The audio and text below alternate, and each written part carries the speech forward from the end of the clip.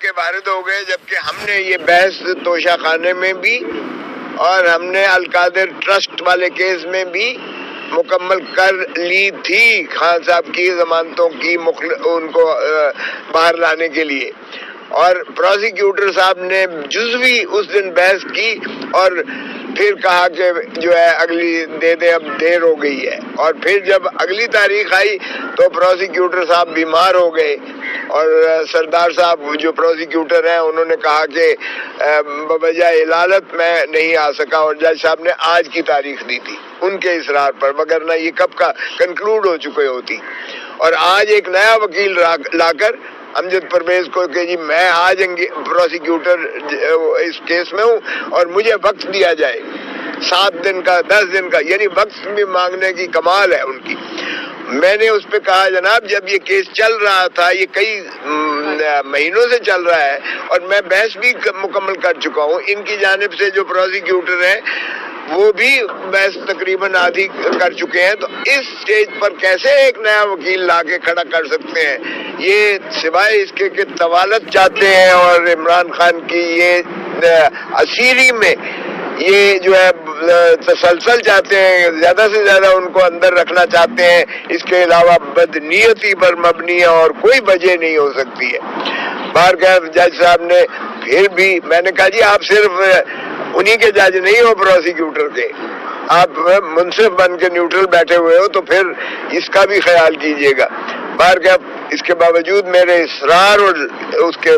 مخالفت، شدید مخالفت کے باوجود ہم نے کہا چلیں آپ لیتے نہیں ہو تو خارج ہی کر دو، کچھ تو کرو، اس کو فیصلہ کرو۔ لیکن باہرکیف انہوں نے پرسوں کے لیے رکھ دیا ہے۔ دونوں کیسوں میں خان کے خلاف کوئی شواہد نہیں ہے۔ القادر ٹرسٹ والے میں وہ 190 ملین سیدھا لندن سے آ کے سپریم کورٹ کے اکاؤنٹ میں آتا ہے اور سپریم کورٹ سے سیدھا وہ خزانے میں چلا جاتا ہے۔ ایک دھیلا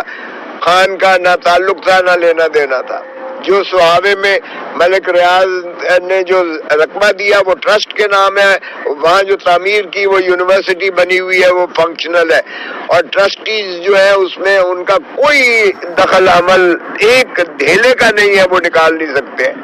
وہ یہ تو رہا القادر ٹرسٹ کی کیس کی کیفیت۔ اور جو توشے خانے والا ہے وہ یہ کہتے ہیں کہ گراف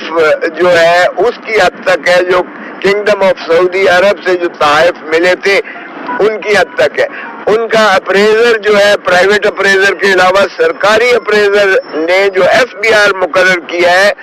جو خان صاحب سے پہلے کے چلے آ رہے تھے، وزارت عظمیٰ کے آنے سے پہلے کے چلے آ رہے تھے، انہوں نے اس کی تعین کیا، اس کی قیمت کو۔ اس کی تعین کرنے کے بعد خان صاحب نے وہ جو 20% ہوتا تھا کہ 20% دے کے آپ لے جا سکتے ہو تحفہ، خان صاحب نے اسے 50% کر دیا۔ اور یہ تو تحائف جو ہے یہ ذرا پیچھے سے ہم نے درخواست دے رکھی ہے کہ جناب سبھی کے تحائف جو منگوائے جائیں، جو صدور نے لیے، جو وزرائے اعظم نے لیے، جو گورنر نے لیے، جو جن بھی سرکاری مراتب والوں نے، چاہے وہ افواج پاکستان سے ہی کیوں نہ ہو، جنہوں نے لیے، ضیاء الحق نے بہت سارے لیے تھے، اس کے بعد جو ہے پرویز مشرف نے بے بہا لیے تھے، ان کے ساروں کے تحائف ذرا منگوائیے گا اور پھر موازنہ کیجئے گا۔ کیوں ایک عمران خان کو 77 سال 75 76 سال جب تک بنیا پاکستان، اور یہ توشہ خانہ کا قانون بھی موجود ہے، مروج ہے، ایک عمران خان پر ہی کیوں اس کا اطلاق کیا جا رہا ہے اور اسی کو